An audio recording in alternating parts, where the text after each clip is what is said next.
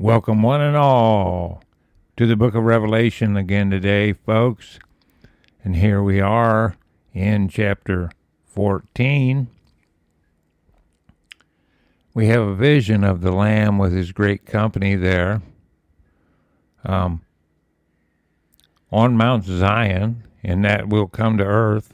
The New Jerusalem will come to earth. And remember, at this point, there's people that are instantly with Christ. They knew Christ. They had their testimony in their time. They suffered their tribulation in their time. And they're forever with Christ here. And here's a vision of the Great Sea.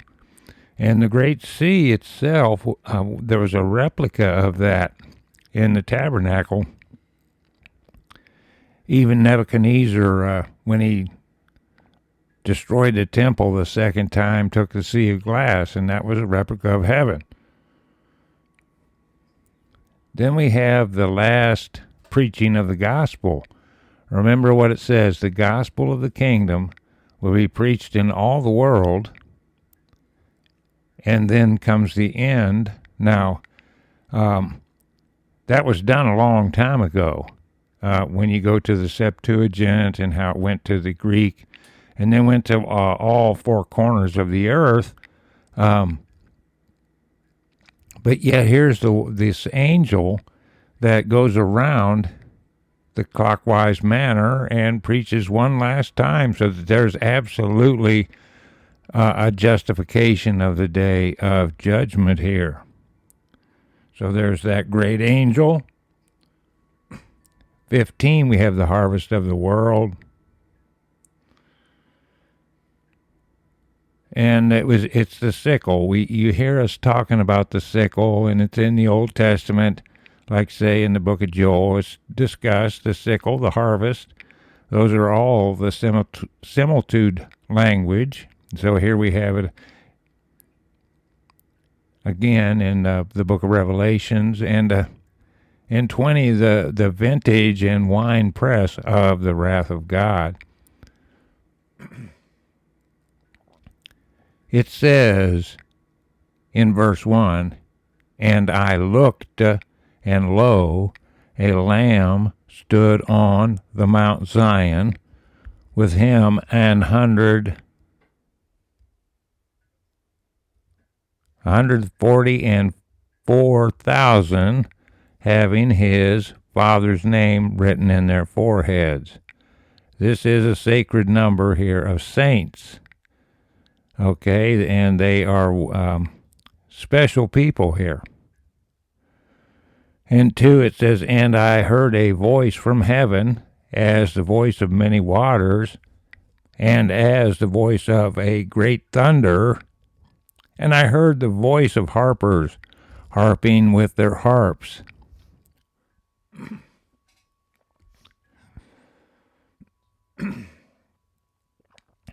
In 3, it says, "And they sung, as it were, a new song before the throne, and before the 4 beasts and the elders, and no man could learn that song but the 144,000 which were redeemed from the earth."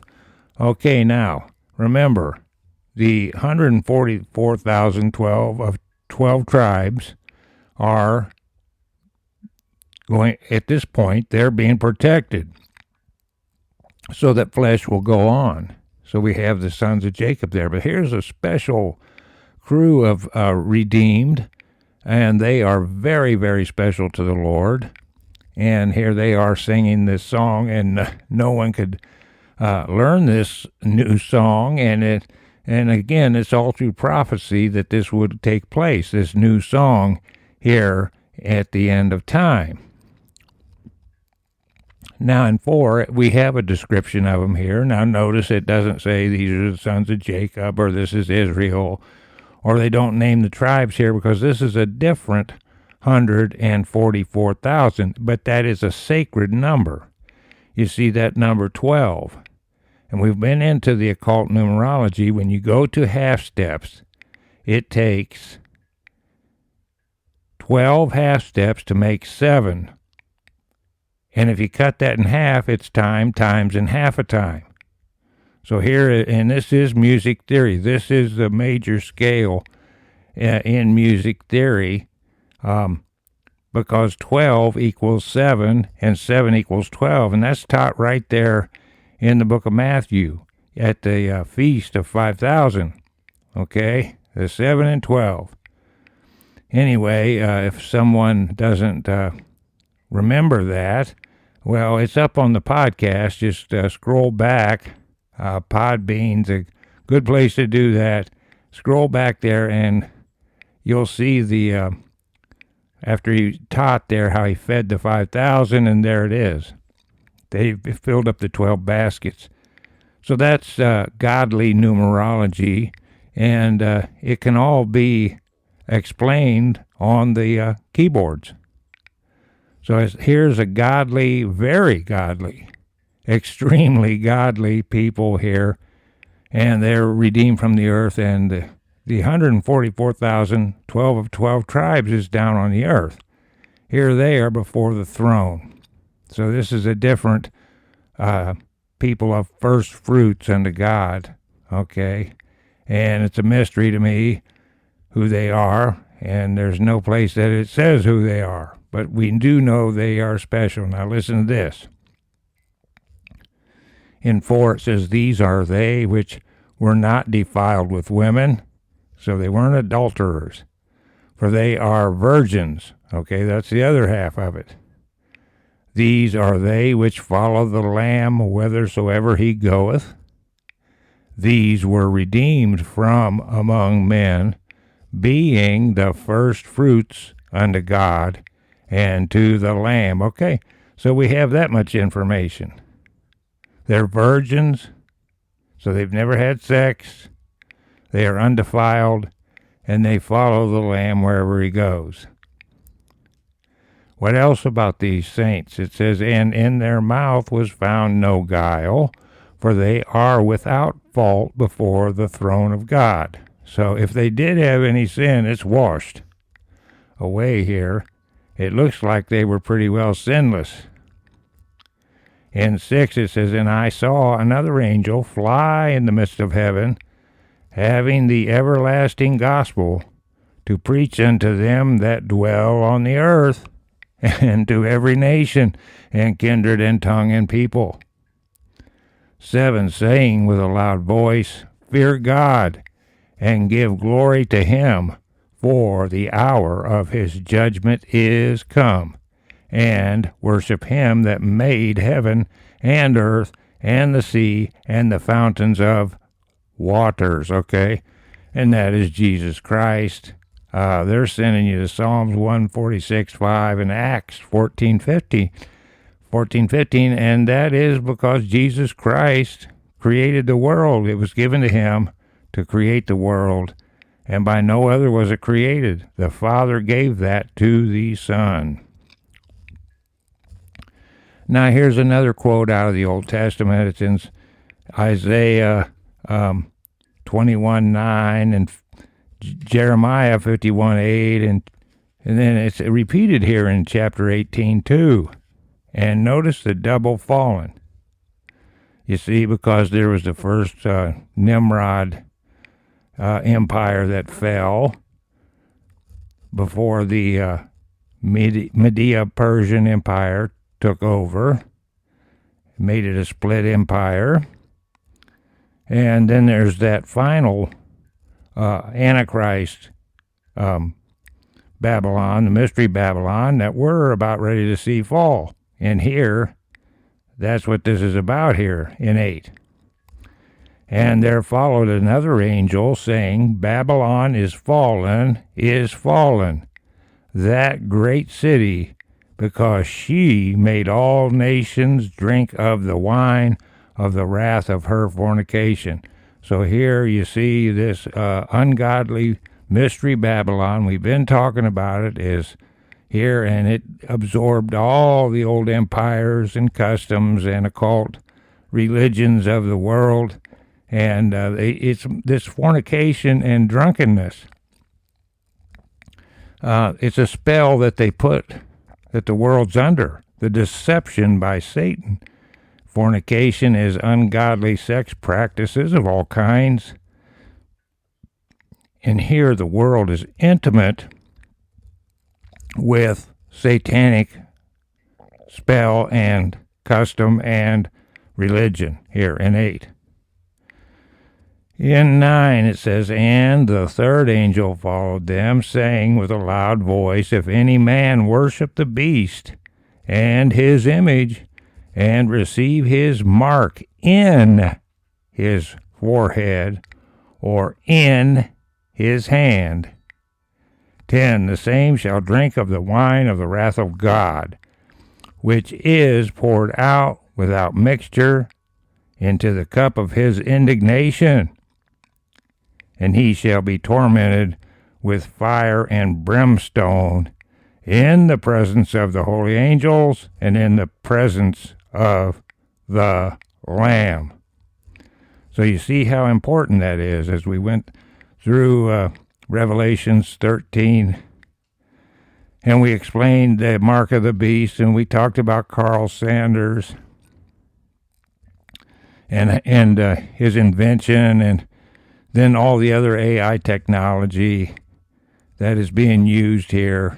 And a big smoking gun was when they threatened not to allow you to travel, buy, or sell. You know, if that didn't send an alarm up that this was connected directly to the mark of the beast, then you didn't have any Bible knowledge, you see. So this anger here over the mark of the beast and this submission to Satan and his world government is a damnable offense, okay? All right, so the gospel's been preached around the world. We've put out plenty of warnings about not to get the mark of the beast. And here, when they are damned, and this is throughout prophecy here in the Old Testament also, that there'll be this torment, fire going up to the heavens forever as a symbol of their ungodly religion and their obedience to Lucifer. Listen to this. And here they are, and they're being plagued with the fire and brimstone in hell, and it says, "And the smoke of their torment ascendeth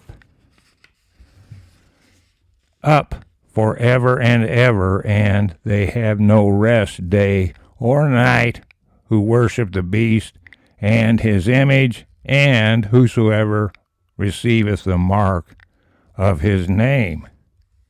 Again, we went through that pretty good. We broke it down into Greek.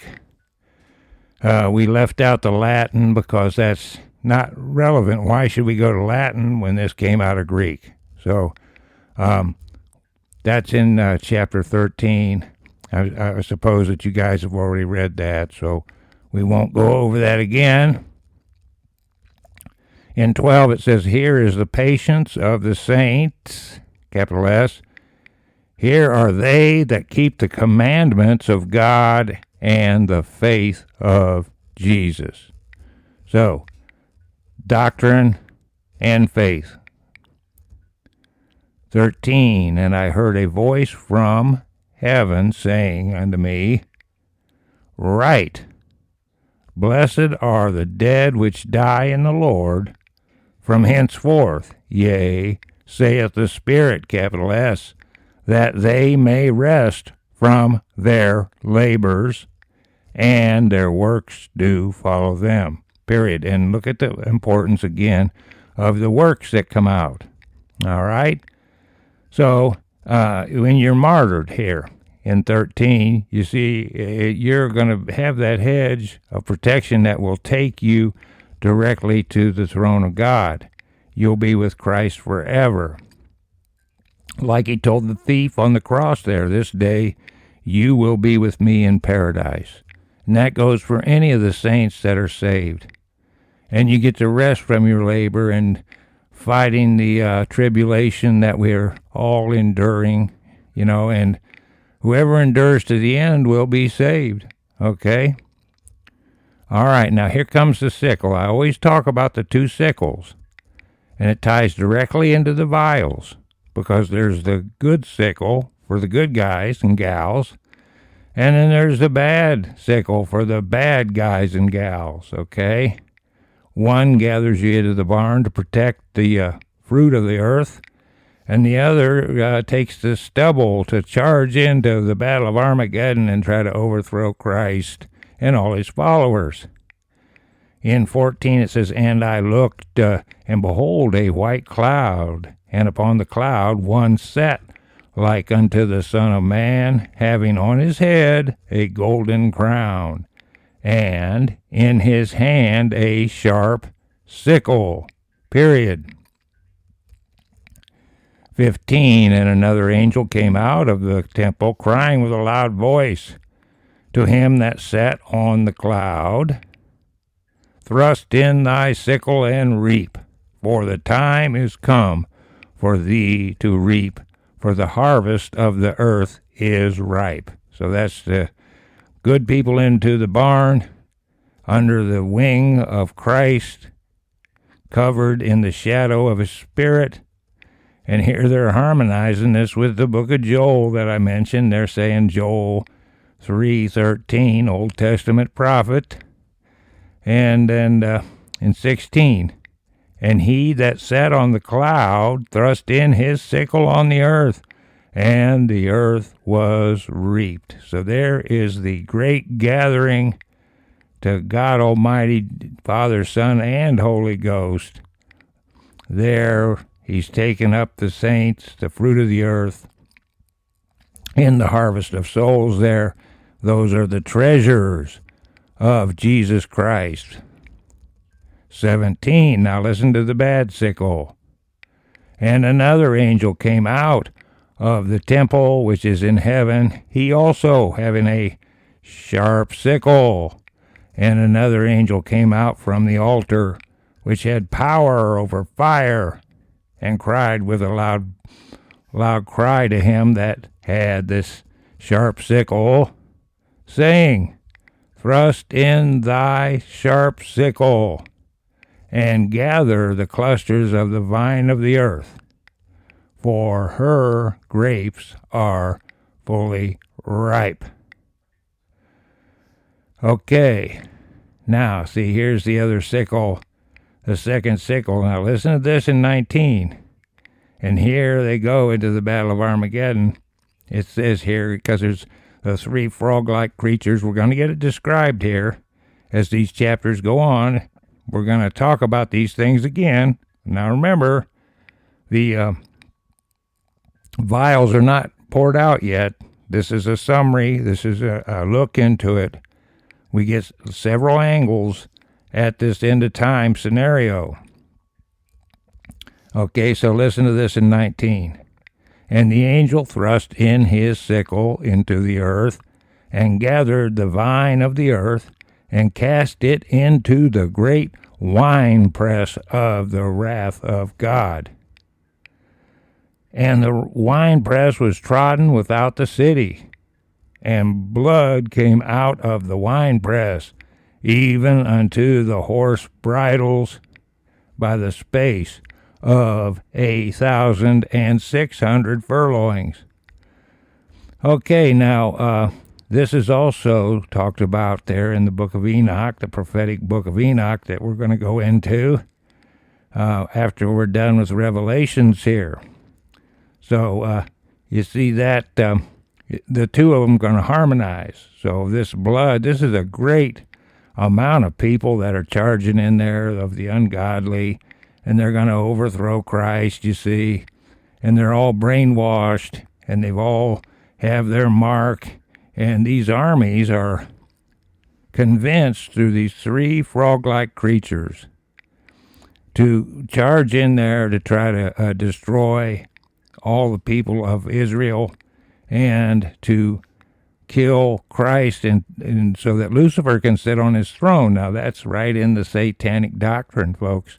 They actually imagine in their mind that they are going to overthrow Christ. Now, how stupid can people be? Well, the answer to that is really stupid. Hey, we'll see you in 15. Bye bye.